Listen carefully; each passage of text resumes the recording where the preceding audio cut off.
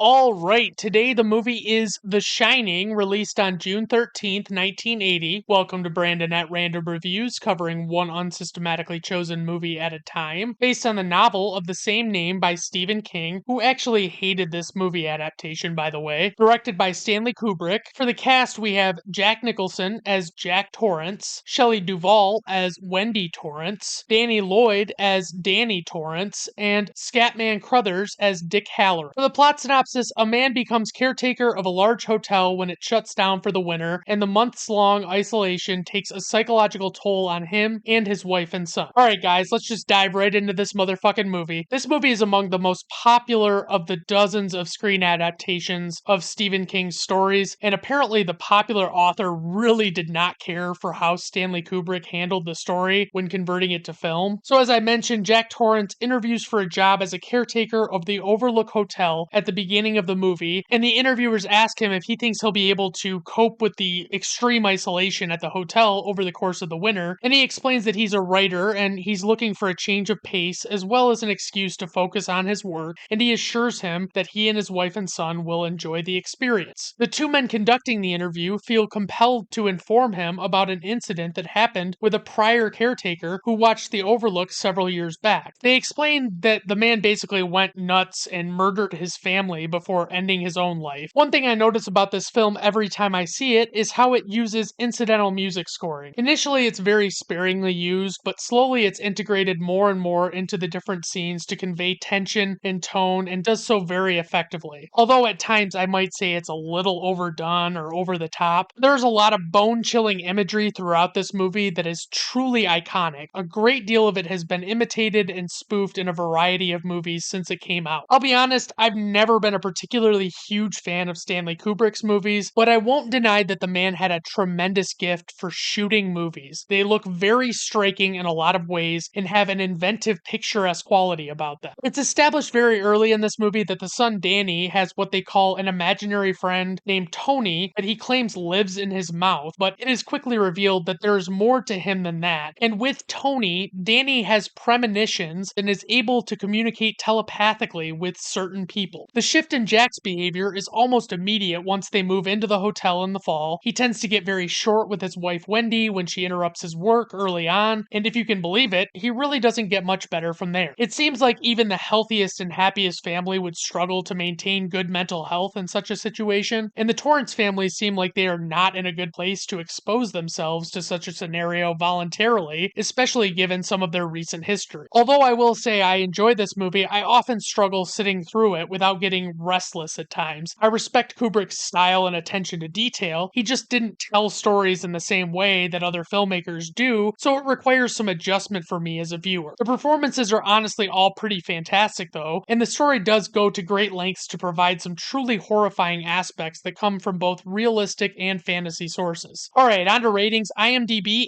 8.4, Letterboxd 4.2, Rotten Tomato critic score 83%, Rotten Tomato audience score 93%. Personal rating 4 out of 5 stars. This is an all-time classic horror film that does an excellent job immersing viewers, which allows for heightened scares. Whether you end up liking it or not, much of the movie's best scenes will stick with you for a very long time, and that's more than enough reason to at least give it a shot. Alright everyone, thank you for stopping by. I do appreciate it. Have a good rest of your day. Bye now.